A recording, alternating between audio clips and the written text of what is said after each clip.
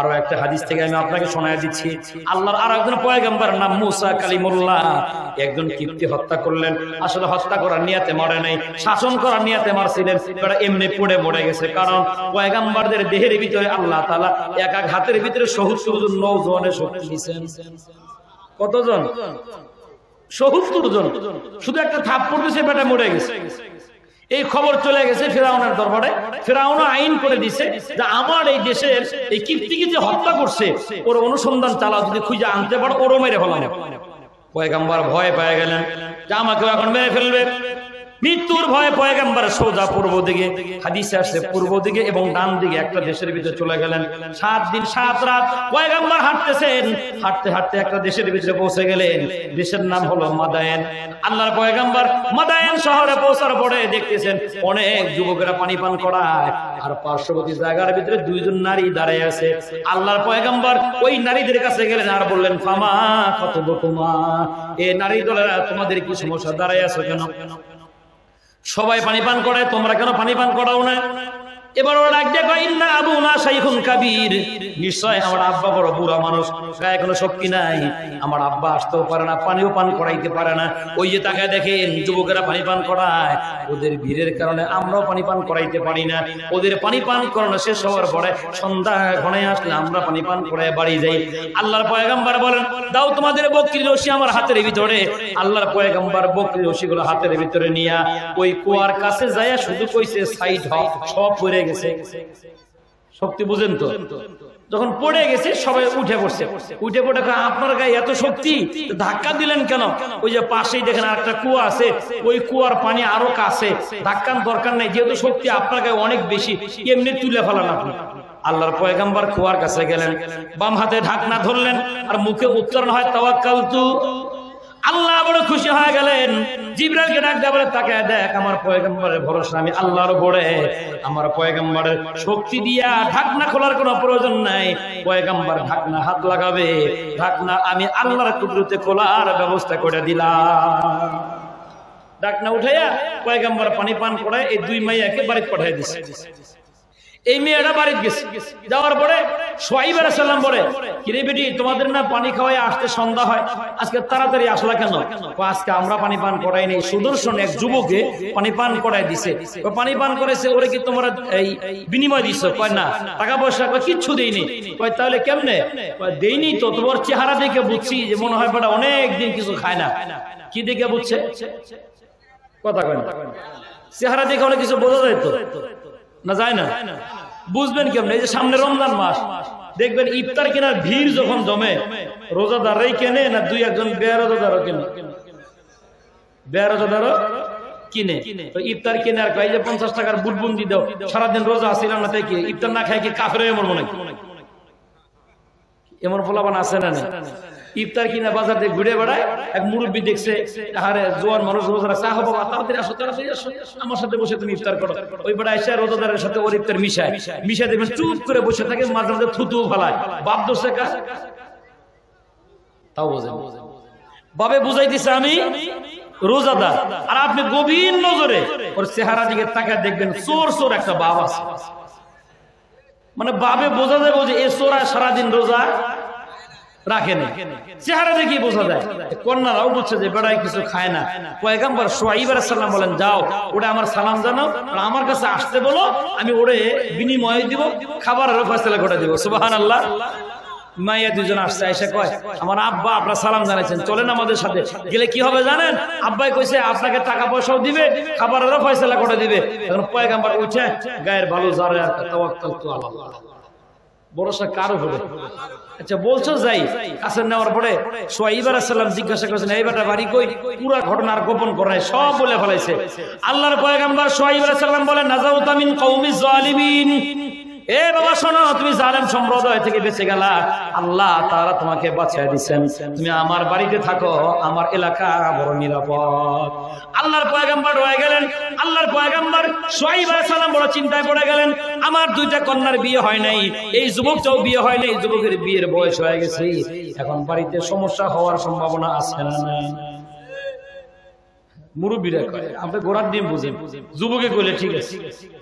বর্তমানে এই একটা সমস্যা আমার দেশেও চলছে, কি ট্রান্সজেন্ডার, লিঙ্গ পরিবর্তন। মানে বেড়া নিজের মনে মনে কি ভাববো, বাস্তবে নাকি কাটে কাটে বানায়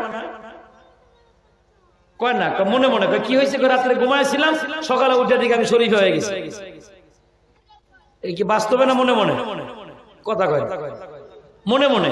এখন ভালো করে বুঝছেন, এখন এই বেড়ি নিজের মনে মনে বেড়ি মনে করে, কাপড় বিনতে করে মনে করে, মেয়েদের পোশাক পরে, নাকে ফুল, কানে দুল, গলায় মালা, হাতে চুড়ি দিয়ে ঘুরে বেড়ায়। এমন একটা আকাম করছে যে আকামের কারণে গ্রেপ্তার হয়েছে, ওরা চালান করে দিচ্ছে। এখন বুঝে থাকলে কন ওর পোশাক আশাক দেখে জেলখানায় বেড়ার লগে ছুইব না বেটির লগে? না এটাও বোঝেন? হ্যাঁ, বেড়া কি এটা কি আসলে বেড়ি না বেড়া? আর ইঞ্জিন আছে তো, ছোট ছোট পোলাপান আছে তো, বিস্তারিত কইতে পারতাছি না ভাই, আপনার বুঝতেছেন তো? কারণ এই বেড়ারে যখন আপনি বেডির লগে জেলখানায় থুইবেন, 10 বছর পরে যা দেখবেন ঘরে আর জায়গা নাই, মানে পোলাপানটা বোঝে গেছে। ও যদিও মনে মনে নিজের বেডি মনে করে, আসলে সে বেড়া। মনে রাখবেন, এই শিক্ষা ব্যবস্থায় কাটতে কাটতে যারা এই কামগুলা করে, এরা আমাদের দেশের সরল সোজা মুসলমানদের সন্তানদেরকে জেনা ব্যভিচার করার জন্য উদ্বুদ্ধ করতেছে।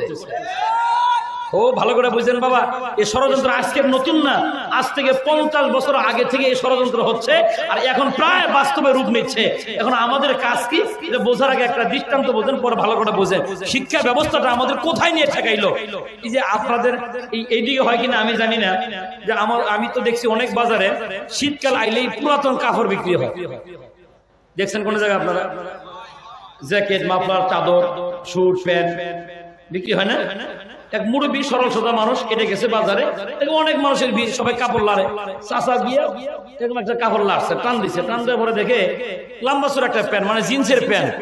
চাচা জিন্সের প্যান্ট হাতে খুব খুশি। এই জন্যই তো কয় গো, যে দেশ স্মার্ট হয়ে গেছে। আগের মোজা ছিল হাঁটুর নিচে, এখনকার স্মার্ট মোজা কোমর থেকে পুরা পায়। চাচাই মনে করছে এটা কি, আসলে কি মোজা? জিন্সের প্যান্ট। চাচা তো আর জিন্সের প্যান্ট বোঝে না, জিজ্ঞাসা করছে ভাই দাম কত? দেন, আপনি মুরব্বী মানুষ আউস করছেন, নেবেন নেন, দেন 100 টাকা দেন। চাচা খুব খুশি, ভাই রে আমার কপাল রে, 50 টাকা দিয়ে কিনলে পরে মাত্র হাঁটুর নিচে থাকে, আর 100 টাকা দিয়ে কোমর দিয়ে পুরা শরীর।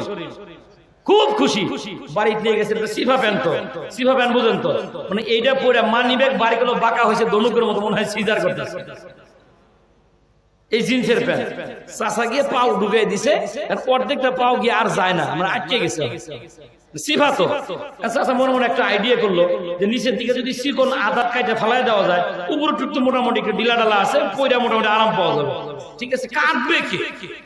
এটা নিয়ে বউর কাছে গেছে, বেগমের মা কি হলো এত রাত্রে কাউড়ো, কি হয়েছে? এটা একটা আদাত কাইটে দাও। যে ঠান্ডা লেফের ভিতরে উঠা আমার সম্ভব না, আমি এটা কাট করবো পারবো না, তুমি তাড়াতাড়ি ঘুমাও। এই বুড়া বয়সে পাকলামি আর কম করে করো, আমি কিছুই কয় না। আচ্ছা ঠিক আছে তুমি ঘুমাও। এবার গেছে পুত্রবধূ, ওই যে বেড়ার বউর কাছে, বৌমা ঘুমাইছো? আব্বা এত রাত্রে? মা উঠো। কি করবো? কয় একটু আমার এই প্যান্টটা আদাত কাটে, এটা মোজাটা আদাত কাটে কি করে দাও, খাটো করে দাও। এখন পুত্রবধূ কয় আব্বা দেখেন আমার কত কাজ আছে, আপনার কাজ, শাশুড়ির কাজ, এত ঝামেলার পরে আমার দিয়ে আপনি এই কামটা করায় না, আল্লাহর রাস্তায় মাফছে, আমার ঘুমাইবেন, বিড়ি কাটে নেই। এবার গেছে গরজামাই। গরজামাই বুঝেন? পরে বলবো, আইতেছি, অপেক্ষা করেন না, কষ্ট হইতেছে, লম্বা চড়া করলে সমস্যা নাই তো, আমি আপনাদের এলাকার ছেলে, কিন্তু সুযোগ হয় না, আজকে পাইছি, আপনার জান কই? আমিও আছি ইনশাআল্লাহ। গভীর মনোযোগ। এখন চাচাই তো মহাবিপদ, ওই বেডির কাছে যায়, কয় মা তুই একটু কেটে দে। এখন নিজের মেয়ে কয় আব্বা দেখো, গড় জামাই থাকি বলে যে প্যান কেটে খাওয়া লাগবে, এই কন্ট্যাক্ট করে কিন্তু তোমার বাড়িতে থাকি না, সম্ভব নয়। শীতের রাতে তুমি যাও। চাচার মনে খুব ব্যথা, সুন্দর করে এই প্যান্টটা টেবিলের উপরে রাখছে, রাইকে বেড়াই গেছে বাজারে চা খাইতো। যখন চা খাইতে গেছে মনে মনে খুব টেনশন, আরে আমার মনে ব্যথাটা কেউ বুঝলো না। এদিক থেকে সবাই মোটামুটি বুঝতেছে। চাষি মনে করলো যে হারে বেটা মুইরে যাবো, কয়দিন আর বাঁচবো, আদাত কাটতে কতক্ষণ লাগে, সকাল হয়ে গেছে, রোদ উঠছে, রোদে বইয়া বইয়া চাষি সুন্দর করে আদাত কাটা ফালাই দিয়া, চাষা যে জায়গায় প্যান্ট রাখছে চাষি ওই জায়গায় প্যান্টটা ছুঁয়ে দিছে। এইবার আইসে পুত্রবধূ, বুঝতেছেন তো আপনারা? আগে যে কারিগর একটা গেছে বেড়ি কিন্তু জানেন, কারণ পুত্রবধূ থাকি শ্বশুরের বাড়িতে এখন পৃথক হয়ে নেই, আদাত না কাটলে আর কেমন দেখা যায়। এই ভিডিও রোদ্রে বয়ে সুন্দর করে আদাত কাটা ফেলায় দিয়ে সিলাই দিয়ে বেড়া যে জায়গায় রাখছে ওই জায়গার ভিতরে ছুঁয়ে দিচ্ছে। কারিগর 3 নাম্বারটা আইছে, মাইয়া চিন্তা করলো থাকি আব্বার বাড়ি কাম করা লাগে না কিছু না, এমনি থাকলে খাওন দেয়, তাহলে এটা কাটতে আর কতক্ষণ লাগে, আদার কেটে ফেলাই। আগে যে কারিগর 2টা গেছে বেড়ির খবর নাই, সুন্দর করে হ্যাঁ গিয়াও সুন্দর করে আদাত কাটছে, কাইটা ফেলাই দিয়া চাষার প্যান যে জায়গায় রাখছে ওই জায়গায় থুয়ে দিছে। দেওয়ার পরে চাষা তো মন খুব খারাপ, জোহরের নামাজ পড়ে বাজারকে প্যান ঘুরে দিব নিয়াত করছে, টাকা আমি ঘুরে আনবো, আমার লাগবো না, লাগলে বেটা 50 টাকা মারিয়ে দিব, 50 টাকা আমারে দিব। চাষা গিয়ে প্যান হাতে নিছে, দেখে প্যান আর প্যান নাই, প্যান হাফ প্যান হয়ে গেছে। কি হয়ে গেছে? হাফ প্যান্ট হয়ে গেছে। এটা হাসার জন্য বলি না, স্বাধীনতার পরে এদেশের ক্ষমতার চেয়ারে যখন দাঁড়াই গেছে, ও বলে একটু কাটো, ধর্মশিক্ষার একটু কাটো, ও বলে একটু কাটো, কাটতে কাটতে আমরা যখন প্রাইমারিতে ছিলাম তখন ছিল ধর্মশিক্ষা, ইসলাম শিক্ষা, ওইটারও কাটতে কাটতে ইসলাম ও নৈতিক শিক্ষা বানাইছে। এখন আপনার ছেলেকে জেনা ব্যভিচার করাইয়া ছাড়বো ইনশাআল্লাহ। কি বুঝেন? শিক্ষা ব্যবস্থা কাটতে কাটতে ফুল প্যান্ট থেকে কি প্যান্ট বানাইছে? হাফ প্যান্ট বানাইছে। এখন আমার আপনার 1 নাম্বার কাজ হলো, যার যার সন্তানকে যদি বাঁচাইতে চান অবশ্যই আপনার সন্তানকে আপনি কোরআনের আওয়াজ ঢুকানোর সিনার ভিতরে, হাদিসের পরিচয় দেন, নবীর পরিচয় দেন, আখিরাতের ভয় ভিতরে ঢুকায় দেন। আল্লাহর কসম এই ছেলেটার জীবনও কোনোদিন নাস্তিক হওয়ার সম্ভাবনা নেই। বাজান খুব গভীর মনোযোগ। সোহাইব আলাইহিস সালাম চিন্তা করলেন আমার মেয়েও বিয়ে হয় নাই, ছেলেও বিয়ে করে নাই, সমস্যা হইলে হইতেই পারে। পয়গম্বর সোহাইব আলাইহিস সালাম কয় বাবা শোনো, এই যে আমার 2টা কন্যা সন্তান, একটারও বিয়ে হয় নাই, তুমি যদি রাজি হও 2টার যে কোনো একটা তোমার সাথে আমি বিবাহ পড়াই দিই। আল্লাহর পয়গম্বর বলে আব্বাজান আমি তো বিয়েতে রাজি আছি, সমস্যা নাই, কিন্তু সমস্যা হলো আমার তো মহারানা নাই, আমি মার্ডার কেসের আসামি হয়ে ফেরারি হয়ে ঘুরে বেড়াই। কারণ পয়গম্বর সোহাইব আলাইহিস সালাম বলেন দেখো তোমার মহারানা দেওয়ার দরকার নেই, মহারানার পরিবর্তে তুমি আমার বাড়িতে 8 বছর রাখাল থাকবা, ছাগল চড়াইবে। কয় বছর? চিন্তা করেন একটু, মহারানার জন্য কয় বছর? 8 বছর। পয়গম্বর বলে ফেলাইছে তাওয়াক্কালতু আলাল্লাহ, ভরসা কার উপরে? আল্লাহর উপরে। সোহাইব আলাইহিস সালাম বললেন দেখো 8 বছর পরে তোমার মহারানা আমার, 8 বছর পরে যদি আরো 2 বছর থাকতে চাও আমি তোমাকে নিষেধ করব না, এটা আমার জন্য লাভ, আমি তোমার উপরে জুলুম করব না। পয়গম্বর ধৈর্য ধরলেন আর বললেন তাওয়াক্কালতু আলাল্লাহ, ভরসা আল্লাহর উপরে। আজকে আপনাদের এই চটলাকান্দায় সবচেয়ে সুন্দরী যে মায়াটা, এই এলাকার ছেলেরা কইবেন এই মায়েরা তোর লগে বিয়ে দিব, 8 বছর এইবারে তাকে রাখাল থাক। কি মনে হয় থাকবো? হ্যাঁ, কারে কি বললে কি শোনাও, রৌমারি থেকে যদি সিয়াম রিফাত গাড়িতে উঠে পড়ি 750 টাকা ভাড়া দিয়ে ঢাকা যাবো, 3 মাস পরে বাড়িতে আইলে দেখবো বউ সাথে। আর হ্যাঁ 8 বছরের বললে কি ঠিক হয়? শুনবো? এই ধৈর্য তার কুলাইতো না। পয়গম্বর তো দেখেন কি পরিমাণ ধৈর্য ধরে কি কয় তাওয়াক্কালতু, ভরসা কার উপরে? আল্লাহর উপরে। এইবার সোহাইব আলাইহিস সালাম বলে দেখো তোমার ভরসা যেহেতু আমার উপরে, আল্লাহর উপরে ভরসা, এই যে দেখো সামনে যে 2টা বকরি আছে না, মনে রাখবা এই ছাগল, এই বকরির পেট থেকে যে বাচ্চাগুলো হবে কপালে যদি লাল চিহ্ন হয় সব বাচ্চা তোমার, আর অন্য কালার হলে আমার। ঠিকই দেখা গেল পরবর্তী বছর বাচ্চা যদি 6টা হয় 5টার কপালের লাল চিহ্ন। তাও সুবহানাল্লাহ। সম্পদ কে বাড়ায় দেয়? আল্লাহ বাড়ায় দিচ্ছেন। এবার পয়গম্বর মনে মনে হাসে আর কয় চালান ছাড়া ব্যবসা করে বউও পাইছি, মালও বাড়তেছে। যখন 8 বছর পুরো হয়ে গেছে, রাত্রিবেলা গভীর রাত্রে সোহাইব আলাইহিস সালাম আয়েশা কয় বাজান তোমার মহারানা আজকে থেকে মাফ, এখন আরো 2 বছরের জন্য আসলাম, তুমি কি থাকবা না যাইবাগা? আপনাদের কি মনে হয় কোন? এটা আমাদের বুদ্ধিতে কইতেছি, থাকবো কেন? শ্বশুর বাড়ি থাকলে কাম করুন লাগে না, মানে ঘর জামাই থাকলে। কারণ কি? শ্বশুরের গাড়ি, শ্বশুরের তেল, মার হ্যান্ডেল, মানে আমার কোনো চিন্তা। হ্যাঁ, একটা চা খাইতেছে দেখি বাজারে কয় পেঁয়াজের দাম 2000 টাকা কেজি হলো, আমার চিন্তা নাই। আমি চিন্তা করলাম হ্যাঁ জানুয়ারি কয় কি 2000 টাকা কেজি হলো, বলে ওর চিন্তা নাই। ওরা আমি আমার ড্রাইভারে করলাম খবর নিয়ে দেখো 100% শ্বশুর বাড়ি খায়। ওরা আমার ড্রাইভারে কয় ভাইজান মনে কিছু না নিলে আপনি কি শ্বশুর বাড়ি থাকেন? ভাই আপনি কেমনে বুঝলেন? ওই হুজুরে কইছে। পড়া আছে কয় মামা কথা ঠিক আছে, কি হয়েছে?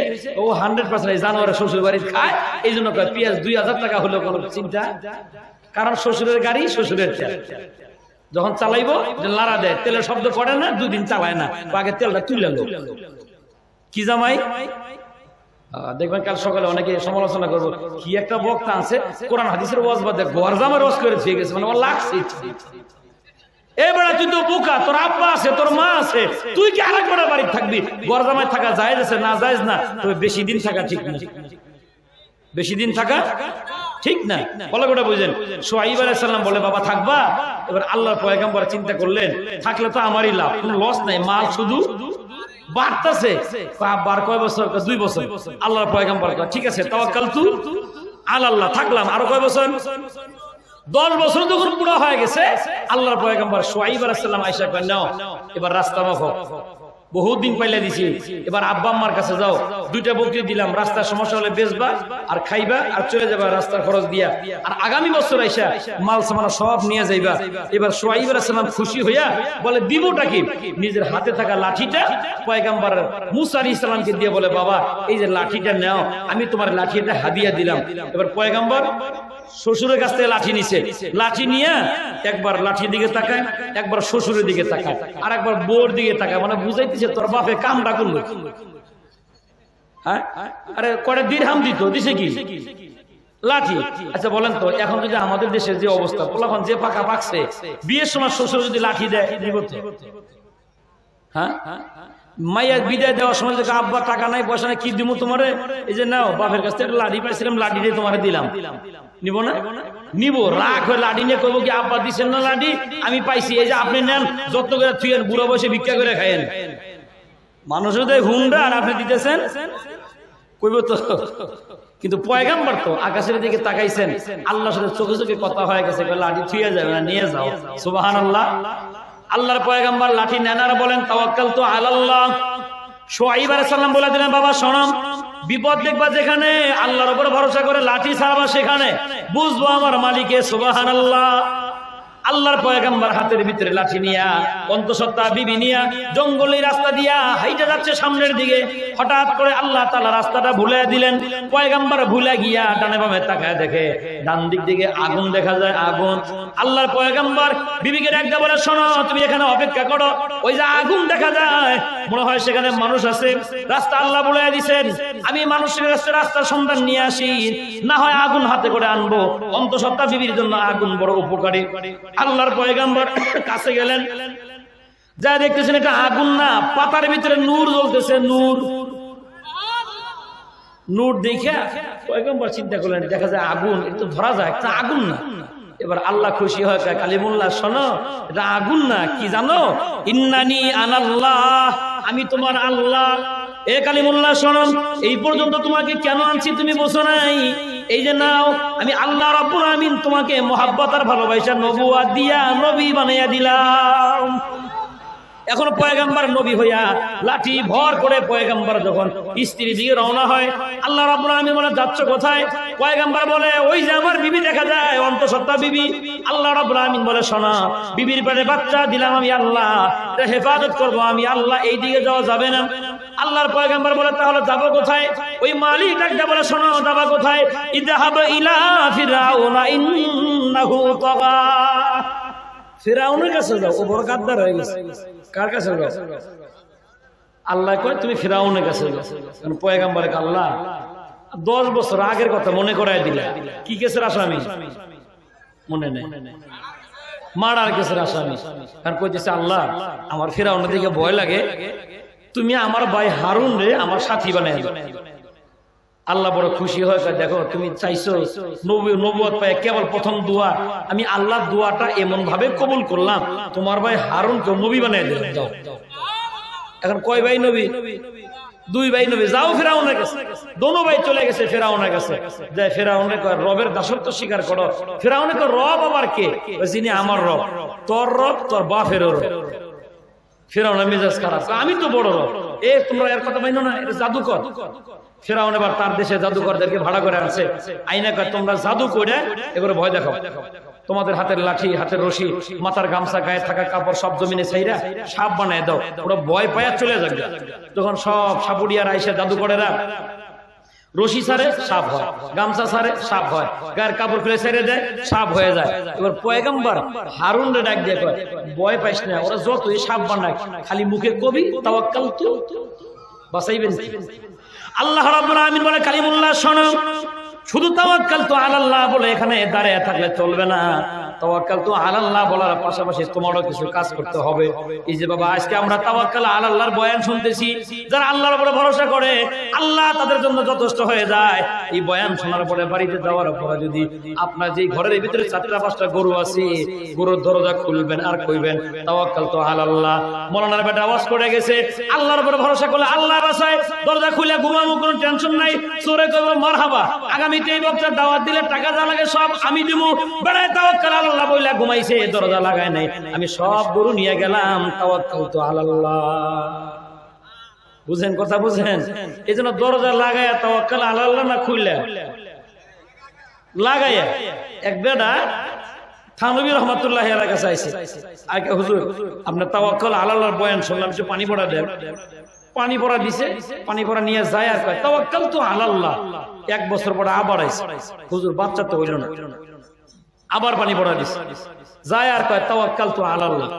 3 নম্বর বছর আবার আসছে। থানবী রহমাতুল্লাহি আলাইহি চিন্তা করলেন, এইবার তো তাওয়াক্কাল আলাল্লাহ বলার ধরন ভালো, বাচ্চা হয় না কেন, এটা তো একটা সমস্যা।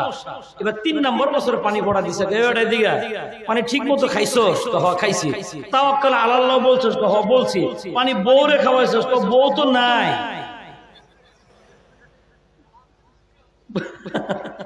বুঝছেন কিছু?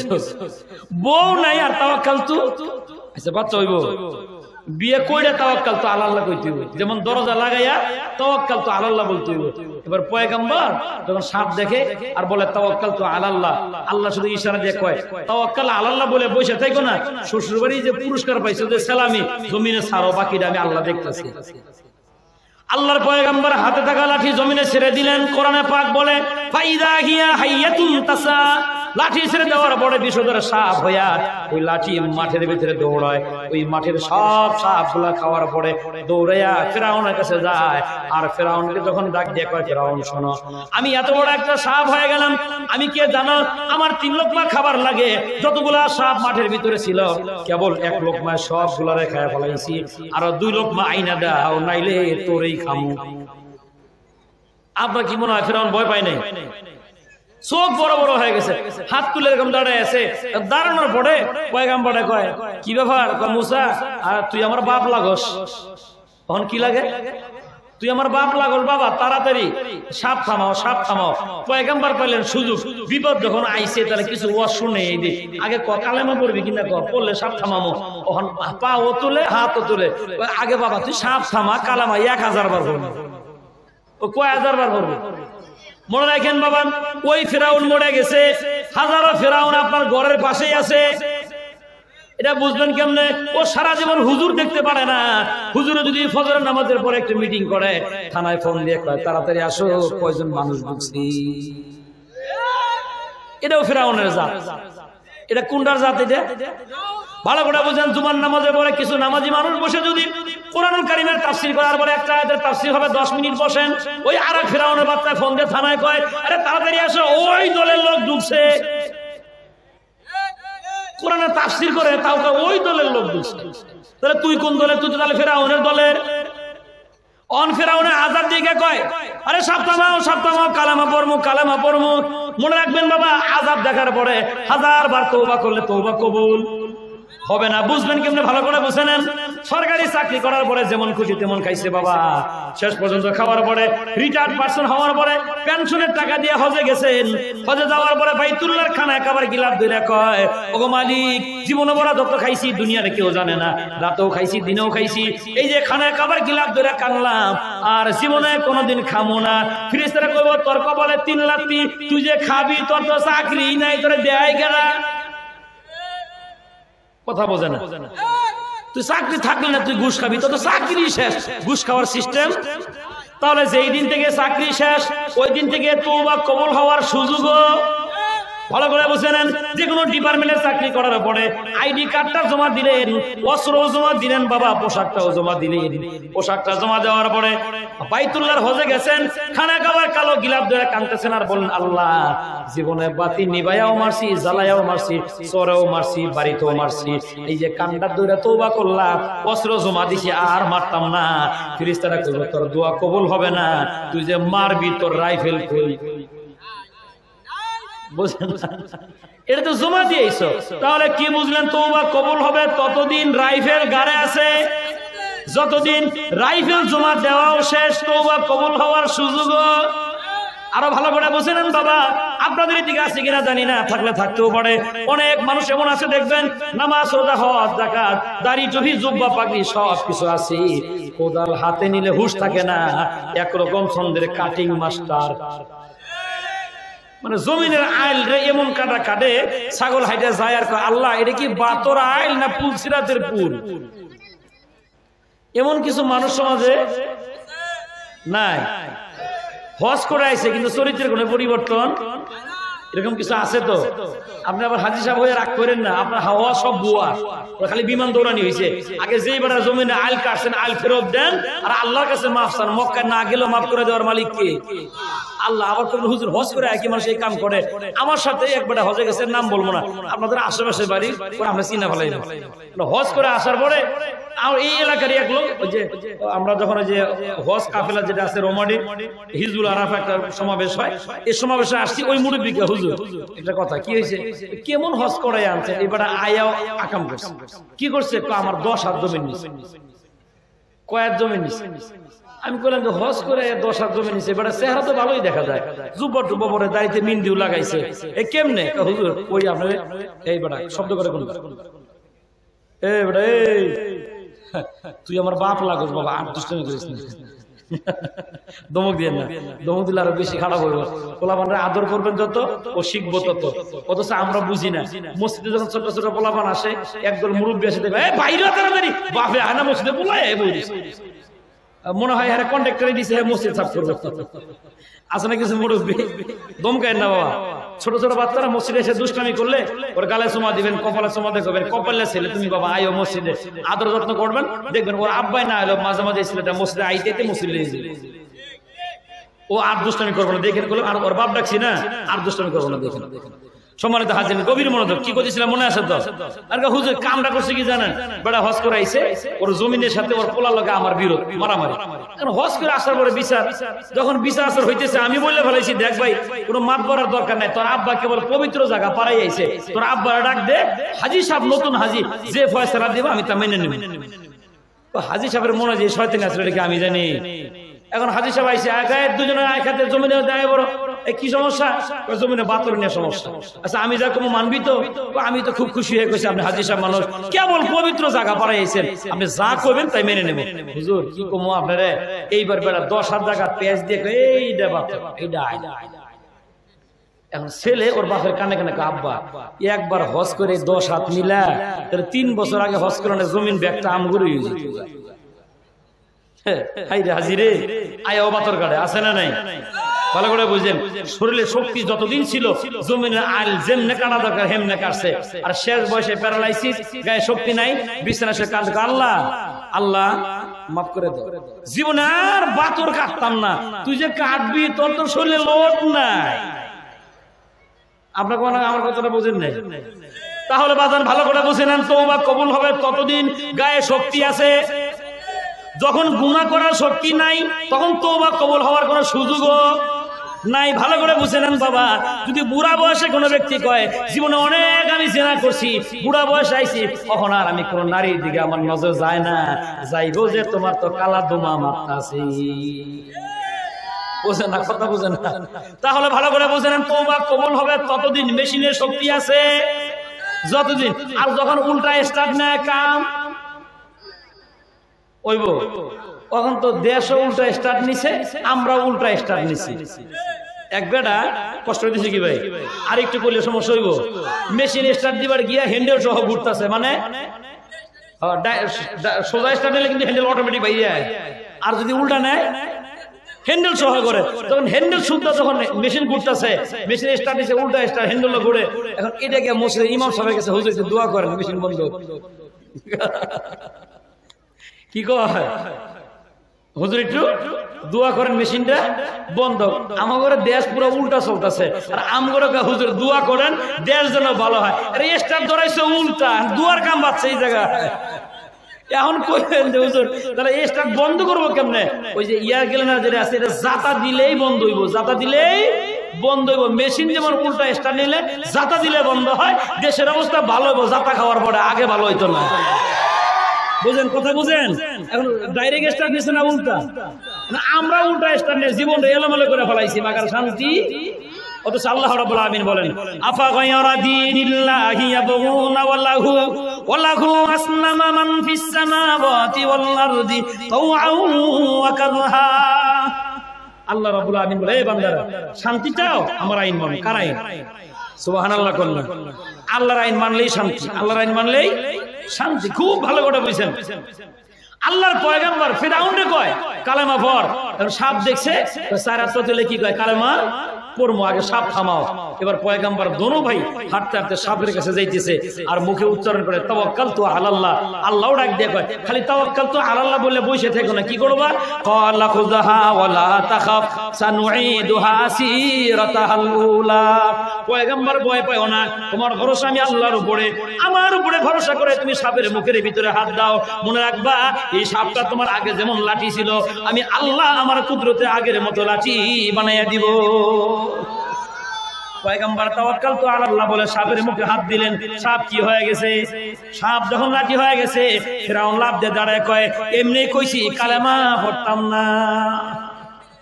আরো হট সিদ্ধান্ত দিয়ে কয় আইন করে দিলাম, শোনো আগামীকাল সূর্য সাদিকের পরে থেকে বনে ইসরাইলের যত উম্মত পাইবা সবগুলাকে ধরে ধরে জেলখানায় ঢুকাইবা, আর হারুন আর মুসারে যেখানে পাইবা ডাইরেক্ট তাদেরকে জব করে দিবা। এই আইন হয়ে যাওয়ার পরে আল্লাহ রাব্বুল আমিন জানায় দিলেন পয়গম্বরকে, যাও তাড়াতাড়ি আমার পয়গম্বরকে শোনায় দাও, এ জিবরাইল আমার পয়গম্বরকে বলো পয়গম্বর তার উম্মতদেরকে নিয়ে ফিরাউনের দেশ ছেড়ে অন্যত্র চলে যাবে। তার কারণ উতলুবুল মাজদা ফিল আরদি, দুনিয়ার ভিতরে সম্মান তালাশ করো। ফাইনহিয়া জমিনে ইজ্জত না থাকলে আসমানের দিকে তাকাও, ইজ্জতের মালিক আল্লাহ রাব্বুল আলামিন। এবার পয়গম্বর রওনা হচ্ছেন উম্মতদেরকে নিয়ে, সামনে লোহিত সাগর, পিছনে ফিরাউনের দলবল পাকড়াও করতেছে। একেবারে কাছাকাছি যখন হয়ে গেছে আল্লাহর পয়গম্বর উম্মতরা বলে ইন্না লামুদরাকুন, ও আল্লাহর পয়গম্বর নির্ঘাত আমরা মরে যাব। সামনে লোহিত সাগর, পিছনে ফিরাউনের দলবল, মরা ছাড়া দ্বিতীয় আর কোনো পথ নাই। আল্লাহর পয়গম্বর বলেন হতাশ হয়ো না, সবাই বলো তাওয়াক্কালতু আল্লাহর উপরে ভরসা করো। তার কারণ কি জানো? ইন্না মাইয়া রাব্বি সায়াহদিন, আমার রব আমার সাথে আছেন, আমার আল্লাহ আমাকে পথ দেখাবেন। পয়গম্বরের ভরসা কার উপরে? আল্লাহর উপরে। আল্লাহ বড় খুশি হয়ে গেলেন, পয়গম্বর শোনো আমার উপরে ভরসা করে লোহিত সাগরে কিনারে দাঁড়ায় থাকলে হবে না, শ্বশুর বাড়ির সালামিটা সাগরের ভিতরে ছেড়ে দাও, বাকিটা বুঝবো আমি আল্লাহ। আল্লাহর পয়গম্বর লাঠি ছাড়লেন সাগরের ভিতরে। রাস্তা দরকার ছিল একটা, আমার আল্লাহ রাস্তা বানাইয়া দিলেন 12টা। কয়টা? 12টা। 12 রাস্তা দিয়া বনি ইসরায়েল 12 গোত্রের লোক পার হয়ে ওই পারে চলে গেছে। ফিরাউন তার দলবল নিয়ে হামান সহ সাগরের কিনারে আসছে। আয়গা হামান, ওই যে ওরা পার হয়ে গেছে, ওরে দূরে নিয়ে আয়। হামান ডাক দেখে ওস্তাদ কেমনে যাবো লোহিত সাগর? এ বেটা রাস্তা দেখোস না? ওস্তাদ একটা কানে কানে একটা কথা কই, এই রাস্তা কিন্তু একটু আগেও বুঝে না, এই রাস্তা একটু আগেও ছিল না, এখন হয়েছে, একটু পরে না থাকার সম্ভাবনা আছে। ফেরাউনে কয় রাস্তা কয়টা? গুনে দেখি, রাস্তা গুনে ফেরাউনের সামনে হামানে কয় রাস্তা তো 12টা। কয়টা? 12টা রাস্তা। ফেরাউন খুব খুশি। হামানরা কয় তুমি মনে হয় ইতিহাস জানো না, রাস্তা যেহেতু 12টা করতে গাইছে জানো, 6টা রাস্তা আমার আব্বাই বানাইছে, 6টা রাস্তা আমি বানাইছি। শুধু বাপের গান আর নিজের গান, আর কোনো গান নাই, খালি 2টা গান মুখস্থ হয়েছে। বাপের 6টা, আমার 6টা, মাঝখানে আর কোনো গান, শুধু আব্বা আর আমি। আব্বা আর ভালো করে বুঝে নেন। ফিরাউন ডাক দেখে শোন হামান, 6টা রাস্তা আব্বাই বানাইছে, 6টা রাস্তা আমি বানাইছি, টেনশন করে কোনো লাভ নাই। হামানে কহারে আমি মনে মনে টেনশনে পড়ে গেলাম, আমি তো জানি তোর কোন ভাবে রাস্তা বানাইছে। আমান বাঁচার জন্য কয় আমার একটু জায়গা করে দেন, আমার আম্মার কাছে একটু বিদায় নিয়ে আসে। আমান দৌড়ে মায়ের কাছে যায়, কয় মা বড় বিপদে পড়লাম, নির্ঘাত মরা ছাড়া কোনো পথ নাই, বাঁচার একটু জায়গা করে দাও। হামানে মা ডাক জায়গা কিরে বাবা কি সমস্যা? একটু আগে লোহিত সাগরে একটা রাস্তাও ছিল না, এখন রাস্তা কয়টা? 12টা। এখন ফিরাউনে কয় 6টা হার আব্বাই বানাইছে, 6টা নাকি ফিরাউন বানাইছে। এটা শোনা মাত্রই হামানে মায় লাভ দিয়ে দাঁড়ায় কয় যাইস না, ওর বাপেও মিথ্যা কথা কইছে, ও নিজেও মিথ্যা কথা কয়। বোঝে না কথা, বোঝে না কি কয়? ওর বাপেও মিথ্যা কথা কইছে, ও নিজেও মিথ্যা কথা কয়, যাস না বাবা, গেলে তুই নির্ঘাত মরে যাবে। হামান ডাক দেখাও গো মা, তাহলে আমি বাঁচি কেমনে? বাঁচার একটা বুদ্ধি দাও। কয় তুই নিজের বুদ্ধি দিয়ে বাঁচে, তোরা আগেই কইছিলাম ফেরাউনের চাকরি করিস না। অন্ত বিপদ হয়ে গেছে। এবার হামানে কি করে জানেন? সুন্দর করে পাতলা একটা কম্বল ফাটাইয়া জুব্বা বানাইছে, গিরু দিয়ে জুব্বা বানাইয়া, আর একটা জুব্বা ফাটাইয়া পাগড়ি বানাইয়া মাথায় সুন্দর করে দিছে, আর গাছের একটা ডাল ভাঙে লাঠি বর করে। না হামানের মায় কয়, কিরে বেটা, এটা তো মুসলমানদের এই যে বনি ইসরায়েলদের পোশাক, তো তুই পড়লি কেন? হামান কয়, মা বোঝে নাই, এটা কি হইব জানো? সামনে গেলে যদি রাস্তা নষ্ট হয়ে যায়, সবাই সুবান খাইবো, ফেরেশতারা যখন মনোযোগ দিয়ে সুবাইবো, আমারে দেখলে কইব যে বনি ইসরায়েলের একটা উম্মত করছে, ওরে সুবাইস। ও কত বড় শয়তান দেখেন, বিপদ দেখলেই সুন্নতি লেবাস পড়ে, বিপদ দেখলেই সুন্নতি লেবাস পড়ে। বুঝবেন কেমনে? 5 বছর মাথায় টুপি নাই, 5 বছর পাঞ্জাবি গায়ে দেয় না, 5 বছর গলায় ওড়না ঝুলায় না, 5 বছর পরে নির্বাচনের সময় আসে, মাথায় টুপি দিয়া, টিস্যু কাপড়ের পাঞ্জাবি গায়ে দিয়া, বিসমিল্লাহির রহিম, বিসমিল্লাহটা ভালো করে কইবা। আরে এটা ওই হামানের জাত, এটা পুরো হামানের জাত। কি কয়? বিসমিল্লাহির রহিম, বিসমিল্লাহটা ভালো করে কইতে ও ছক্কা মারবার পারে। আবার নাম তুই টাইগার, এটা কুত্তার বাচ্চা। তুই ও টাইগার হয় কি করে? টাইগার তো ওই যে কোরআন বোঝে, হাদিস বোঝে, আল্লাহ বোঝে, রাসূল বোঝে। তুই তো বেটা নিজের চরিত্রই তো ঠিক নাই, কোরআনটাই কইতে পারো না, নিজের মুসলমান করে। এর যে হতভাগা আর কেউ। আমি যে কুত্তা কইছি আপনি কষ্ট পাইছেন, কোরআনে আছে, লাহুম কুলুবুন লা ইয়াফকাহুনা বিহা ওয়া লাহুম আযানুন লা ইয়াসমাউনা বিহা। আল্লাহ রাব্বুল আলামিন বলেন, উলাইকা কাল আনামি বাল হুম আদাল। আল্লাহ বলেন, এমন কিছু মানুষ যারা কান দিলাম কোরআন শোনে না, অন্তর দিলাম কোরআন বোঝে না, জবান দিলাম কোরআন পড়ে না। আল্লাহ বলেন, এরা চতুষ্পদ প্রাণীর মতো, আবার কয় তার চাইতেও খারাপ। কার কথা? হ্যাঁ, মনে রাখেন, হামান কিন্তু বাঁচার জন্য জুব্বা টুব্বা লাগাইছিল, ওরকম হামান কিন্তু এখনো মাঝে মাঝে আমাদের কাছে আসে না, আসে না। আবার দেখবেন যখন ঈদের শুভেচ্ছা আছে, পূজার মধ্যেও আছে, ঈদের মধ্যেও পূজার শুভেচ্ছাও দেয়, দাঁত কেলাইয়া 5 আঙ্গুল দেয় দিছে শুভেচ্ছা। শুভেচ্ছা দেওয়া বাদ দেয়, 5 কেজি চেনি কিনে গরিব মানুষের বাড়ি দিয়ে কামে লাগ। হ্যাঁ, খালি দাঁত বাড়ি করে খালি টাটা দিব, টাটার কাম বাজে নাই। বোঝেন কথা? বোঝেন বাজান? খুব গভীর মনোযোগ। হামানের সুন্দর লেবাস পইরা দৌড়ে যখন ফেরাউনের কাছে যায়, ফেরাউনের ডাক দেখা, কিরে হামান, এটা না মুসলমানদের পোশাক, তোমার গায়ে লাগাইলা কেন? হামান ডাক দেখা, ওস্তাদ এমনি লাগাইছি। দেখবেন যুবকের গায়ে পাঞ্জাবি, আমাকে হুজুর লোকে যখন দেখা হয়, কিরে বাবা ভালোই তো লাগে, হুজুর হ্যাঁ দোয়া করে শার্ট পরা বাদ দিয়ে দিছি। কি কয়? দোয়া করেন শার্ট পরা বাদ দিয়ে দিছি। আবার ওর বন্ধু বান্ধবের সাথে যখন দেখা, এই টুপিওয়ালা 1.5 টাকার মৌলবীর পোশাক পরলি কেন? তুই এটা পরছিস কেন? সব শার্ট ধুয়ে দিছি। কথা বোঝেন? মানে এদিকেও আছে কথা করেন, সেদিকেও আছে। বিপদ যখন হুজুরের বিশ্বাস করে, তখন 3 যুবক রাস্তা দিয়ে হাইটা যায়, সামনে দেখে এক টুপিওয়ালা, এই 3টায় বুদ্ধি করে কয়, হুজুরে আমাদের সাথে লয়ে লও, বিপদ দেখলে হুজুর দোয়া করবো। আচ্ছা, হুজুরকে মহব্বত করে নিছে না বিপদ থেকে বাঁচার জন্য? বিপদ থেকে বাঁচার জন্য হুজুরে নিয়ে গেছে। ক্লান্ত শ্রান্ত শরীরে শুয়ে বসে, গাছের ছায়া, এটা জাম গাছ, ঘুম ব্যাংকে দেখে উপরে পাকা পাকা জাম কালো।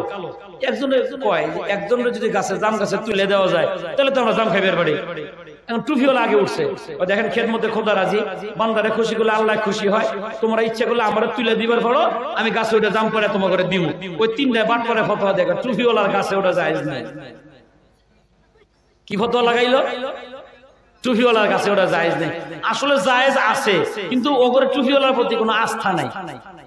মনে করে হুজুর এরকম করে, এটা বোঝার জন্য ছোট্ট আর একটা দৃষ্টান্ত বোঝেন। এক বেটি বয়ান শুনছে, আল্লাহর কাছে চাইলে আল্লাহ দেয়। বেটি ডাইরেক্ট বাড়িতে গেছে, বাড়িতে যাই সাদা একটা কাগজে চিঠি লিখছে, বরাবর আল্লাহ আমি একান্ত গরিব মানুষ, নিতান্ত গরিব, আমার 1 লাখ টাকা দাও, তোমার কাছে চাইলেই বলে পাওয়া যায়। চিঠি লিখছে, এখন চিঠি আল্লাহর কাছে কেমনে দেবো? বেটি টেনশনে পড়ে গেছে। আল্লাহ বরাবর লিখছে, দিমু কার কাছে?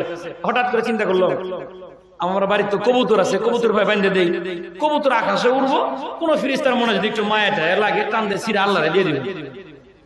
দিছে কবুতরের পাইতে এক পুলিশ অফিসার মাঠের ভিড়ে বইবা চা খায়, ওখান থেকে কবুতরের পায় কাগজ খায়, মনে করছে থানার থেকে কোনো ইজার মতো আসামি নাম গোপন করতেছে কিনা, এক গুলি করে কবুতর মেরে ফেলেছে।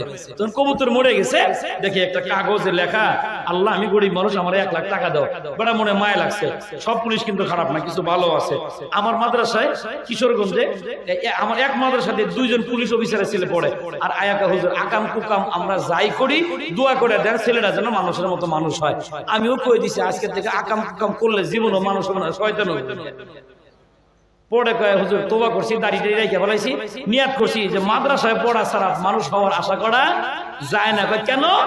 আমি আমার বউয়ের কথায় আমার বাপের বৃদ্ধাশ্রমে থুয়েছি। ডাইরেক্ট নিজে কয়, ছেলে মাদ্রাসায় দিয়ে কয় আমার বাপে কই থাকে, বৃদ্ধাশ্রমে থাকে। আমি চাই না আমার ছেলে বৃদ্ধাশ্রমে আমাকেও রেখে আসো, আমার বউয়ের যন্ত্রণায় আমারটা রেখে আসি। আমার ছেলে যদি কোরআনের হাফেজ আর আলেম হয়, জীবনও কোনোদিন আমার বৃদ্ধাশ্রমে বেড়ায় বুঝছে, ওটা একখান বেড়া। এই জন্য এই বেড়ার মনে মায়া লাগছে। বেড়ি 1 লাখ টাকা চাইছে, কিছু হলে তো দিয়ে আসি। বাড়িতে যায় বোর্ডে দেও কিছু টাকা, বেড়ি খুব গরিব মানুষ। কনস্টেবল টাকা তোরাও কিছু টাকা দে, সেকেন্ড অফিসার টাকা তুমিও দাও, আমিও দেই, সব মিলে চান্দা কালেকশন করে টাকা হয়েছে 50,000। বেড়ি চাইছে 1,50,000 টাকা নিয়ে ঠিকানা অনুযায়ী বেডির কাছে গেছে। কয় বেডি তুমি তো খুব গরিব মানুষ, আল্লাহর কাছে টাকা চাইছিলে না? কয় বেডি খুব খুশি, মনে হয় আল্লাহ আমারে দিয়ে দিচ্ছে, এই যে টাকা নাও। এখন বেডি টাকা গুনে দেখে কয় হাজার, 50,000। এখন বেডি একবার টাকার দিকে তাকায়, একবার পুলিশের দিকে তাকায়, একবার আকাশের দিকে তাকায়। তখন রাগ করে বলে ফেলেছে, আল্লাহ টাকাটা আমি তোমার কাছে চাইছিলাম, লাগলে তুমি আরো আমার 10,000 কম দিতে, তাহলে ওরে দিয়ে বাড়াইলে।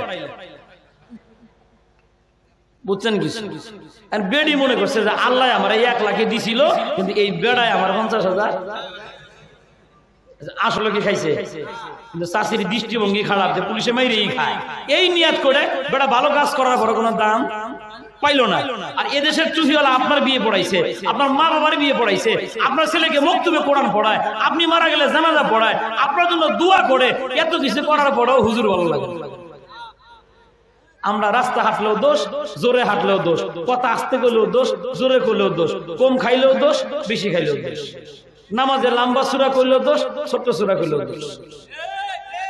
আছে না নাই? আবার আপনাগুলোকে মিলে গেলে আবার আমার দোষ দিয়ে, এরকম বহুত আছে দেখবেন, শুধু ইমামের পিছনে লেগে থাকে। কিছু মুসল্লি আছে না নাই? আছে, অনেক জায়গায় আছে। সব কথা একদিনে বলা সম্ভব না, আর একদিন বলবো ইনশাআল্লাহ। শেষ কথা গোছাই দিই, সামনে আস্তে আস্তে বিদায়ের ঘন্টা বাজতেছে, ভালো করে মনে রাখেন। তাওয়াক্কাল তো আল্লাহ। বুঝে দেখেন, পয়গম্বর তার উম্মত নিয়ে পার হয়ে ওই পারে গেলেন, ভরসা ছিল কার উপরে? পার করে কে দিছেন? থানবী রাহমাতুল্লাহি আলাইহি বলেন, পৃথিবীর কোন নারী অথবা কোন পুরুষ যদি প্রত্যেকদিন দুয়ার ভিতরে তাওয়াক্কালতু আলাল্লাহ বলে, আমার যে মায়েরা এই গভীর রাতে বয়ান শুনতেছেন, বিশেষ করে আপনাদের জন্য বলি, যে খাবার রান্না করেন, আল্লাহ যদি দয়া না করতো এই সামান্য পানি গরম হওয়ার পরে ভাত হইতে পারতো না। এই চাউল যখন লাড়াচাড়া করুন আর বলবেন তাওয়াক্কালতু আলাল্লাহ, ভরসা কার উপরে? চুলার ভিতরে ডাল ছেড়বেন আর বলবেন তাওয়াক্কালতু আলাল্লাহ, দেখবেন এই পাতিলার ভাত খাওয়ার পরে জীবনেও কোনোদিন আপনার একটা ছেলে নাস্তিক হওয়ার সম্ভাবনা নাই। আর যাদের ছেলে মেয়েরা মাদ্রাসায় পড়ে, মেহেরবানি করে ওই মায়েদেরকে বলতেছি, মা এই ছেলে মেয়েদেরকে যখন রাস্তা থেকে বের করে দিবেন, ওর পিছনে তাকায় বলবেন তাওয়াক্কালতু। আরে বাবা তোরে পাঠাইলাম মাদ্রাসায়, আমার ভরসা কার উপরে? আল্লাহ খুশি হয়ে আপনার ছেলেকে দ্রুত হাফেজে কোরআন বানায় দিবেন, সকালে মক্তবে সন্তানদেরকে পাঠিয়ে দিবেন আর বলবেন তাওয়াক্কালতু, আমার ভরসা আল্লাহর উপরে। দেখবেন মক্তবে যাওয়ার পর অল্প দিনের ভিতরে আল্লাহ তাআলা আপনার সন্তানদেরকে কোরআন পড়ার বুঝ দান করে দিবেন। সুবহানাল্লাহ। এজন্য থানবী রাহমাতুল্লাহি আলাইহি লেখেন, পৃথিবীর কোন মানুষ যদি তাওয়াক্কালতু আলাল্লাহ প্রত্যেকদিন দোয়ার ভিতরে বলে, ওই দোয়াটা আল্লাহ তাআলা বিফলে দেয় না। এমন হতে পারে 20 বছর পরে হলো আল্লাহ তাআলা ওই বান্দার দোয়া কবুল করে নেয়। সুবহানাল্লাহ। কয় বছর পরে? ওটা বসে করেন না, এই 5-7 মিনিটে বয়ান শেষ হবে। কয় বছর পরে কবুল হবে? 20 বছর। এই জন্য আজকের পরে থেকে যতটা দোয়া করবেন, প্রত্যেক দোয়ায় কি বলবেন? বলেন সবাই, বলেন তাওয়াক্কালতু আল্লাহ থানবী রহমাতুল্লাহি আলাইহি লেখেন এক বেটি বিধবা, স্বামী মারা গেছে, পেটে বাচ্চা, অনেক আশা যে আমার পেটে আল্লাহ বাচ্চা দিবেন, আয় আল্লাহ আমার স্বামীটা মরে গেল, পেটে বাচ্চা, যদি বাচ্চাটা ছেলে সন্তান হইতো, আল্লাহর মহব্বত আর ভালোবাসায় ওই পেটের বাচ্চাটা ছেলে সন্তান হয়েছে। এবার মায়ের আশা আরো বেশি হয়ে গেল, আমার স্বামী নাই, এই ছেলেটা বড় হয়ে আমার কামাই করে খাওয়াবে। ছেলে যত বড় হয় মায়ের আশাও তত বড় হয়, এক একটা ডিগ্রি পায়, মায়ের আশা আরো বেশি বড় হয়। এইভাবে মা সুন্দরী রূপসী একটা মাইয়া দিয়া এই ছেলেকে বিয়ে করাইছে। বিয়ে করানোর পরে এখন ওই মেয়ে যা বলে ছেলে তাই শোনে। এমন বুদ্ধিজীবী আপনাদের এলাকায় দু একজন আছে, চিনছেন তো? বুদ্ধিজীবী খাদ্যমন্ত্রী সারাক্ষণ আমার বুদ্ধি দেয় যাতে করে আমি আমার মায়ের সাথে খারাপ ব্যবহার করি, যাতে আমি পৃথক হয়ে যাই। এরকম বুদ্ধিজীবী আছে না? নাই, হাজারো বুদ্ধিজীবীদের দেশ ভরে গেছে ভাই, অভাব নাই বুদ্ধিজীবীর। এই বুদ্ধিজীবী তার স্বামী যে কয়, দেখো ঘরটার কি অবস্থা, তোমার মা পানে পিক ফেলে ঘরটা নষ্ট করে রাখে, তোমার আম্মারে বলে দাও এই ঘরে তোমার আম্মায় থাকলে আমি থাকবো না, আর আমি থাকলে তোমার মা থাকতে পারবে না। কেমন বুদ্ধিজীবী দেখে। আর ছেলেও কেমন, দৌড়ে মায়ের কাছে গেছে, মা তুমি থাকলে আমার বউ এই বাড়িতে থাকবো না। বেড়াই মনে করছে যে ডিব্বা পাইছি, এই ডিব্বা গেলে যদি না পাই, মায়েরে যা কয়, মা তুমি অন্য ঘরে চলে যাও, এই ঘরে তুমি আর থাকতে পারবো না। মায়ের মাথার যেন পাহাড় ভাঙ্গিয়ে পড়ছে। আরে এই ছেলে পেটে থাকতে কত প্রাণ ভরা আশা করলাম, জীবনে একটু সুখের নাগল পাবো, স্বামী নাই, আর ছেলে আজকে আমার ঘর থেকে বের করে দেয়। এইভাবে মা বের হয়ে একটা বাথরুমে গেলেন, কানলে কিন্তু মনের আবেগ অনেকটা কমে যায়। মা কাঁদতেছেন আর বলতেছেন, ও আল্লাহ আমার ছেলেটা অপরাধ করছে, এই কারণে আমার ছেলেটা তুমি আযাব দিয়ে মাইরো না। সুবহানাল্লাহ। এই মানুষটার নাম হলো মা। দেখেন আমরা যতই অপরাধ করি, সন্তান কিন্তু মা বাবার কাছে কোনো অপরাধী হয় না। এক বেড়ি জোহরের নামাজের পর আমি খানা খাইতেছি, তখন কি আমার বিচার দিচ্ছে, হুজুর আমার ছেলে আমার মারছে। আমি বললাম যাও, আইতেছি। বাড়িতে গিয়ে দেখি ওই লাঠিটা উঠানো এখন আছে, লাঠি নিয়ে আমি ওর ছেলে মারতে গেছি, পিছন দিক দিয়ে মা দৌড়ে এসে আমার জড়া দিচ্ছে ওই ছেলের মা। হুজুর মাইরেন না, আমার বোঝেন। তাও সুবহানাল্লাহ করেন। কি দরদ আর ভালোবাসা দেখেন, মার খাইলো, এরপরও কি কথা, মাফ করে দেন, আমার ছেলেটা বোঝেন। কিন্তু আমরা সন্তানেরা এসব বুঝি না। বুঝবেন যার মা আর বাবা কবরে শুয়েছেন আজকে বাড়ি যাওয়ার পরে, কারণ আমরা যাদের মা বাবা বাইসে আছে, বাবা বাড়িতে যাওয়ার পরে রাতের 1টা 2টা 3টা বাজলো দেখি সবাই বাতি নিবে ঘুমাইছে, কিন্তু আমার আপনার মায়ে বাতি নিবায়া ঘুমায়ও নাই, বাতিও নিবা নাই। অথচ আমি পিটুক খাই, আমি বাড়ি না যাওয়া পর্যন্ত মায়ের চুলার পরে বসে থাকে, আমি আমার মাকে মা বলে ডাকি না। কিন্তু যখন আমি বাড়িতে যাই, আমাকে দেখা মাত্র মা আস্তে আস্তে হাইটা বাড়িতে চোখের পানি মুছে আর ঘরে যায়, বুঝাইলো হারে মালিক জাগা আমার ছেলে আমার মা না ডাকুক, আমার ছেলে তো সহিসালার মধ্যে বাড়িতে। আর বাস্তব আমি আপনারা শুনাই, আমার ড্রাইভার যে বেটা আমার গাড়ি চালায় 5 বছর ধরে, এই বেটা আমার গাড়ি চালায়। এখন এই বেটা আমি জানতাম না যে ও ওর মায়ের সাথে খারাপ ব্যবহার করে। বউয়ের যন্ত্রণা, ওই বুদ্ধিজীবী বউয়ের যন্ত্রণায় বউ ডাইরেক্ট কইছে তোমার মায়ের ডাকলে পরে আমি তোমার সংসারই করবো। কি শর্তটা লাগাই দিয়েছে দেখেন। ও ড্রাইভারে কয়, হুজুর পরিস্থিতির শিকার হইয়া আমি 2টা বছর আমার মার একটা ডাকও দেইনি। যখন আপনি রাতে মায়ের ওয়াজ যেদিন করছেন, আমার মনে একটা হিট লাগছে, আমার মায়ের যেরকম কষ্ট করে আমার পালছে। হুজুর যাওয়ার সময় রাত্রে সাবান কিনছি, তেল কিনছি, একটা গামছা একটা কাপড় কিনা দরজায় থাপড় দিছি, যে অনেকদিন ধরে ডাকি না, লজ্জাও লাগে, আবার বউ যদি শুনে ফেলায়, দরজা থাপড় দিছি, মা দরজা খুলছে, আমার হাতে এগুলা দেখা মা আমার গাল হাতাইতেছে আর কয়, বাবা তোর কিচ্ছু আমার দরকার নেই, তুই খালি আমার একবার মা বলে ডাকবি। আহা, তুই শুধু আমার একবার মা কর, তোর তেল সাবান কাপড় কিচ্ছু লাগবো না বাবা, আমি শুধু চাই তুই আমার একবার সকালে মা কবি আর একবার বিকালে আমার মা করে ডাক দিবি, দুনিয়ার কোনো সম্পদ আমার লাগবে না। এই মানুষটার নাম, এই মানুষটার নাম মা। হারাইছেন যারা, বুঝবেন যারা, যাদের মা বাবা জঙ্গলে শুয়ে রয়েছে, কাজ দিয়ে গেলেই মনে হবে এই তো আমার সেই মানুষ, নিজের জীবন বাজি রেখে আমার জন্য দোয়া করছে মালিকের কাছে। এই মা আনতেছে আর বলে, মালিক আমার বাবার আমি মাফ করে দিছি, তুমি এই কথার কারণে আমার বাবার কষ্ট দিও না। মা আইসে পাকা একটা ফল হাতে নিয়ে চোখের পানিতে মুছছে, ছেলে হাতে, আব্বা এই ফলটা তুমি নাও, আজকে রাতটা শুধু বুকের মাঝখানে রেখে ঘুমাইবা, সকালবেলা ফলটা তুমি আমারে দিয়ে দিও, আমি আলাদা করে যাবো, কোনো মাথা পড়ার দরকার নেই বাবা, যাও। ছেলেও খুশি, পুত্রবধূও খুশি। একটা ফল রাখা একটা ব্যাপার হইলো, দুজন গল্প করবো, রাত কেটে যাবে। ওরা ফলটা বুকের মাঝখানে রেখে স্বামী স্ত্রী গল্প করে, কখন ঘুমায় গেছে জানে না, পিঠের চাপা লাগিয়ে ফলটা গইলা পানি হয়ে গেছে। সকালবেলা মা আসছে, এসে বলে বাবা দেও আমার ফলটা আমার হাতে। যুবকের মনটা নরম হয়ে গেছে, চেহারাটা মলিন। মাকে ডাক দেখো, মা ফলটা তো বুকের মাঝখানে রাখছিলাম, কিন্তু মনের অজান্তে কখন যে ঘুমায় গেছে, পিঠের চাপা লাগিয়ে ফলটা গইলা পানি হয়ে গেছে। এবার মা চিৎকার করে কাঁদতেছেন আর বলে বাবা বোঝো নাই, আর তুই পেটে থাকতে তোর আব্বা নাই, তোর বাবা মারা যাওয়ার পরে একদিন দুই দিন নয়, 1 মাস 2 মাস নয়, 1 বছর 2 বছর নয়, তোর মতো সন্তানকে ছোট্ট থেকে 5টা বছর আমি মা এই বুকটার মাঝখানে রেখা সারা রাত ঘুমাইছিলাম, একদিন তো পিঠে চাপা লাগতে দিছিলাম, একদিনও পিঠে চাপা লাগতে দিইনি। ছেলের মনে মায়া লাগছে, আরে আমার মা তো কষ্ট করে আমাকে লালন পালন করছে। ছেলে কয় মা তুমি আমার ঘরেই থাকো, যাওয়া লাগবে না। বউ চিন্তা করলো, এখন তো সে মায়ের আনুগত্যশীল হয়ে গেল। কিছুদিন পরে আরো বুঝে বলে এই বাড়িতে থাকলেই সমস্যা, চলো তুমি ঘরে জমায় আমাদের বাড়ি থাকবা। স্বামীকে বলে বলে নিজের বাড়িতে নিয়ে গেছে। মনে রাখবেন বাবা, এমন কিছু গুনাহ আছে যে গুনাহের সাজা আল্লাহ শুধু আখিরাতেই দিবেন না, কিছু সাজা আল্লাহ দুনিয়াতেও দিবেন। এর একটা গুনাহ হলো মা বাবার মনে কষ্ট দেওয়ার গুনাহ। দুনিয়াতে কেউ যদি আব্বা আম্মার মনে কষ্ট দেয়, ওর একটা সাজা হবে দুনিয়াতে, আল্লাহ ছাড় দিল ছেড়ে দেয়। এই যে যুবক, মায়ের কোনো খোঁজ খবর নাই। বিবি সাহেব যখন বলছে ঘর থেকে সামান নিয়ে বের হয়ে যায়, চলে যেতেছে। এখন মা কয় চলে যাও, আমার স্বামী নাই, তোর উপরে একটু নির্ভরশীল ছিলাম, তুইও চলে গেলি, চলে যা বাবা, তাওয়াক্কাল তু। এই যে বিষয়বস্তুর ভিতরে চলে আসছে, মা কান্দার কয় মালিক আমার সন্তানের উপর এখন আমার ভরসা নাই, ভরসা কার উপরে?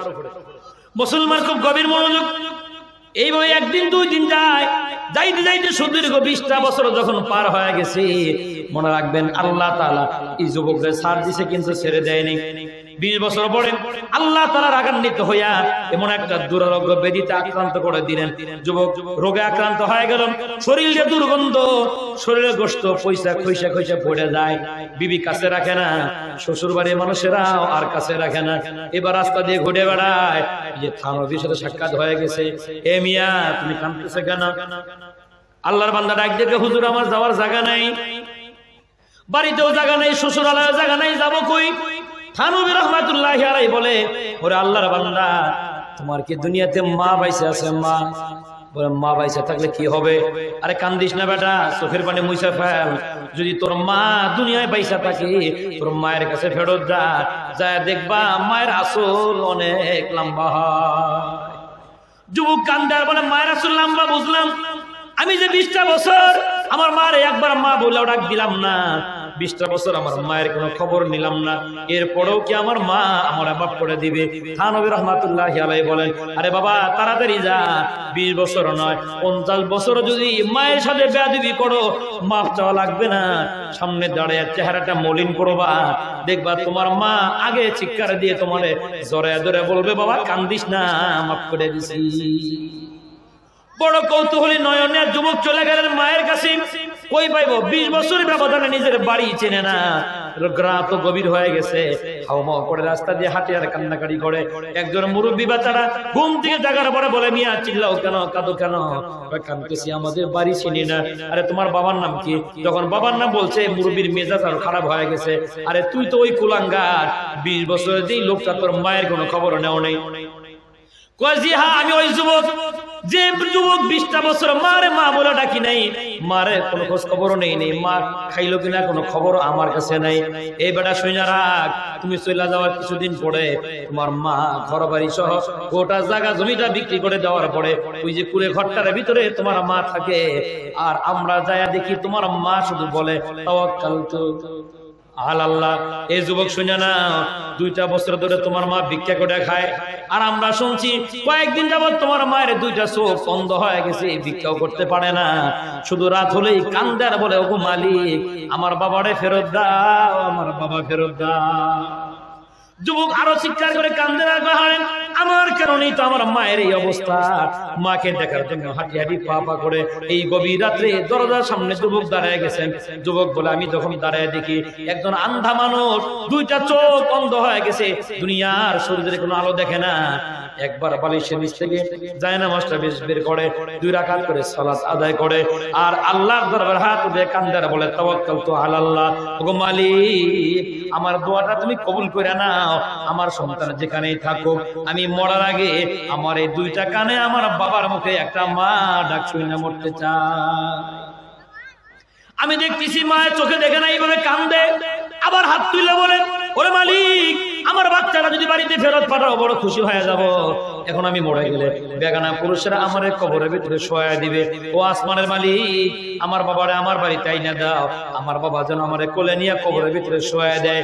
যুবক বলে তখন আমি হাওমাও ঘোড়ার জোরে জোরে কাঁদতেছিলাম, আরে এটা মানুষ না রহমতের ফেরেশতা, 20টা বছর কবর নিলাম না, এরপরও শুধু আমার মুখে মা ডাক শোনার জন্য ব্যাকুল হয়ে যায়।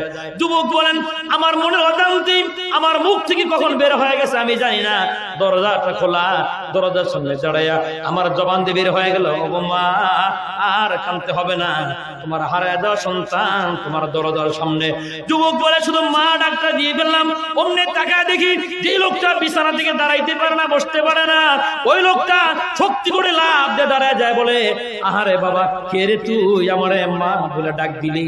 ওই যে বাবা দেখ দরজাটা খোলা, এই দরজাটা আজকে খুলি নেই বাবা, আজ থেকে 20টা বছর আগে থেকে এই দরজাটা যখন লাগাইতে চাই দরজাটা কি লাগাইতে মনে হয় আমার আব্বা কখন আইসা আমারে বলবে মা দরজা খুলো তোমার সামনে তোমার সন্তান। আরে বাবা আয়, আমি হাঁটতে পারি না, দেখ দরজাটা খোলা, এই দরজাটা বাবা আজকে খুলি নেই, তুই হারায় যাওয়ার পরে থেকে 20টা বছর ধরে আমি মা এই দরজাটা খুললা, তোর মতো সন্তানের মুখ থেকে মা ডাকটা শোনার জন্য আমি মা অপেক্ষায় বসে আছি। যুবক বলে মায়ের কাছে দৌড়ে গেলাম, আমার মা আমাকে জড়ায় ধরলেন, আমার মা আমাকে জড়ায় ধরে মুখের ভিতরে চুমা খায়, আমার ঠোঁটের ভিতরে আমার মা চুমা খায়, আমার কপালে চুমা খায়, মাথা নাড়ে শরীর নাড়ে আর বলে হারে আল্লাহ আমার দৃষ্টিটা তুমি উঠে দিলা, আমার বাবার চেহারাটা 20টা বছর ধরে দেখতে পারি না, আমার মা বারবার আমার চুমা খায়। যুবক বলে আমি বলে ফেলাইলাম মা দুনিয়ার মানুষেরা কয় আমার শরীর যে দুর্গন্ধ, তুমি যে আমার জড়ায় ধরো আমার গালের ভিতরে চুমা খাও, ও মা তোমার নাকের ভিতরে কি গন্ধ লাগে না?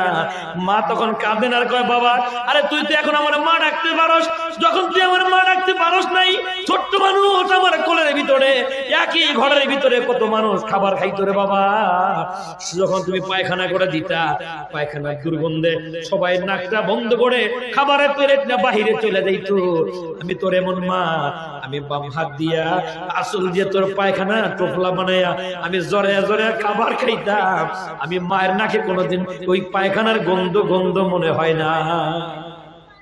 আরে বাবা এ হলো মা, সন্তানকে ধরে ধরে কান্দে, চোখের পানি মায়েও ছাড়ে সন্তানও ছাড়ে, এইবার মা কান্দার কারণে মালিক আমার দোয়াটা আরেকবার কবুল করে নাও, 20টা বছর তাওয়াক্কালতু আলাল্লাহ বলে কাঁদলাম, শেষ বেলায় এসে তুমি আমার দোয়াটা কবুল করে নিছো, ওগো মালিক আমার সোনার মানিক আমার বুকের ভিতরে আমার দোয়াটা আরেকটা দোয়া তুমি কবুল করে নাও, আমি মায়ের বাকি জিন্দেগির যেই কয়দিন হায়াত আছে আমার হায়াতগুলা আমার বাবারে আমি দিয়ে দিছি, ও আল্লাহ আমার বাবারে তুমি দুনিয়ায় সুস্থ বানায়া তুমি বাঁচাইয়া রাখো।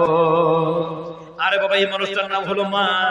বিশেষ বিশেষ বিশেষ দিনগুলোর ভিতরে সবে বরাত, সবে কদর, 2 দিন জুমার দিন, আর আজকে কোরআনের কায়েমের বয়ান শুনতেছেন, থানবী রাহমাতুল্লাহি আলাইহি বলেন যাদের মা নাই যাদের বাবা নাই ওই মা বাবার রূহগুলা এই সন্তান যখন নেক আমল করে মা বাপগুলা আইসা সন্তানের কাছে হাত পাতে এতিমের মতো আর বলে ইউনাদি বিসাউতিন হাজিনিন ইয়া আবাতি ইয়া আহলি ইরহাম আলাইনা ইরহাম আলাইনা, এ বাবা আমি বড় অসহায় আমারে কিছু দাও। আল্লাহ নবী বলেন ওই সন্তান যখন আব্বা আম্মার জন্য দোয়া করে, সন্তান যদি নেককার সন্তান হয় সন্তানের চোখের পানি জমিনে পড়ার আগে আল্লাহ মা বাবার কবর আযাব বন্ধ করে দেয়। ভাই আমল হবে তো ইনশাআল্লাহ, আমল হবে। আরো একটা হাদিস শুনে শেষ করি। আল্লাহ নবী বলেন প্রত্যেক জুমার দিন, দেখেন আপনারা ভাগ্যবান মানুষ, এই যে জুমার দিন কিন্তু শুরু হয়ে গেছে, আগামীকাল কিন্তু শুক্রবার, শুক্রবার শুরু হয় বৃহস্পতিবার মাগরিবের নামাজের পর থেকেই, সূর্য ডোবার পরে থেকে শুরু হয়, যেমন এখন শুরু হয়ে গেছে। আল্লাহ নবী বলেন যাদের মা নাই বাবা নাই, যারা মা বাবার কবরে শুয়ে গেছে, ওই সন্তানগুলো যদি প্রত্যেক জুমার দিন মা বাবার কবরের পাশে দাঁড়ায় আর আল্লাহর কাছে দোয়া করে তাওয়াক্কালতু আলাল্লাহ বলে আর 2টা হাত উঠাইয়া মালিকের দরবারে যদি যদি মুনাজাত করে সন্তানের চোখের পানি জমিনে পড়ার আগেই আল্লাহ তাআলা মা বাবারে মাফ করে দেন। কোন দিন বলেন বলেন, মনে থাকবে তো ইনশাআল্লাহ? যাদের মা নাই বাবা নাই নিয়মিত আমরা আব্বা মার কবর জিয়ারত করব ইনশাআল্লাহ তাআলা। আমাদের সবাইকে তৌফিক দান করেন। কারণ রাত অনেক গভীর হয়ে গেছে, আগামীকাল শুক্রবার জুমা পড়াইতে হবে, আবার আগামীকাল 2টা প্রোগ্রাম আছে।